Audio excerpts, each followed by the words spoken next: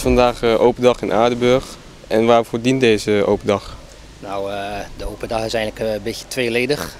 We doen de open dag voor de bevolking van Aardenburg. Om eens te laten zien wat we allemaal in huis hebben. Aan materieel en personeel. Aan de andere kant is het voornamelijk ook voor ons om een stukje werving te doen. Om nieuwe collega's erbij te krijgen bij de brandweer. En wat voor mensen hier graag komen? Ja, we zijn eigenlijk op zoek naar mannen en vrouwen tussen de 20 en 40 jaar. Die gemotiveerd zijn, enthousiast zijn en in goed teamverband kunnen werken. En wat is er allemaal te doen op deze open dag vandaag? Er is eigenlijk van alles te doen. We hebben een beetje een interactief programma voor zowel jong als oud. Mensen kunnen bijvoorbeeld zelf eens in een ruimte lopen die gevuld is met rook. En hoe dat is te ervaren om met ademlucht daarin te lopen. Mensen kunnen zelf met hydraulisch redgereedschap werken.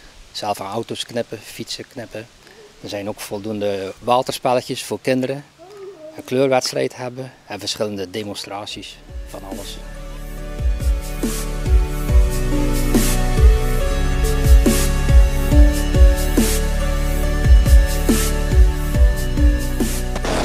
Leuk, samen met brandweervoertuigen, maar ook meerijden. Dus, en leuke activiteiten ook, om mee te doen en zo. En wat hebben jullie allemaal gedaan hier? Meegereden, gekeken hoe dat rook verspreidt, aan het rookhuisje gezeten, dat is ook wel leuk. Dat was het.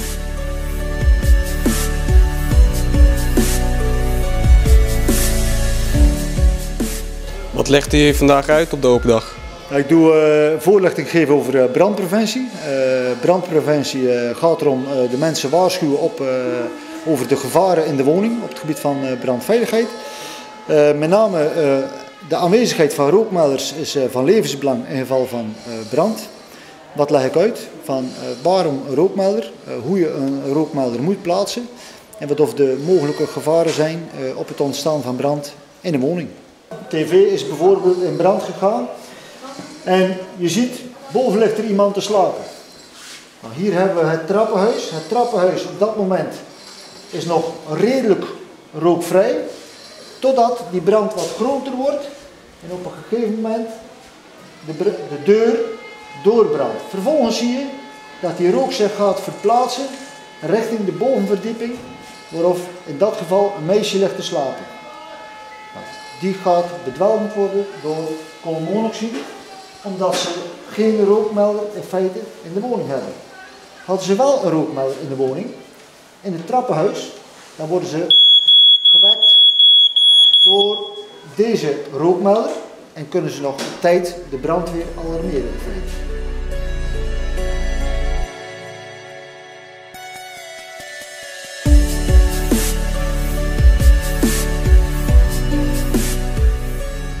Wat vinden jullie van de open dag vandaag?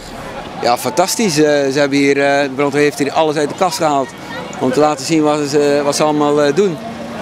En ja, we zijn net in die hoogwerker geweest, 30 meter hoog. En dan kun je een keer helemaal rond Aardenburg kijken. Dat is echt fantastisch.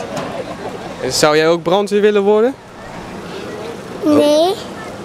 Nee, lijkt je dat niet zo leuk? Nee. En hoe vond jij het daar in die hoogwerker? Leuk. Ja, wat zag je allemaal? De Kerktoren. En wat vind je ervan dat dit wordt gehouden? Ja, goed natuurlijk. Ze doen dit om vrijwilligers te krijgen bij de brandweer. Ze hebben mij natuurlijk ook een vraag gesteld van is er niks voor jou? Ik zeg ja, ik zou, als je het een paar jaar terug had gevraagd, dan had ik niet moeten over nadenken, had ik direct gedaan. Ik had al brandweer willen worden.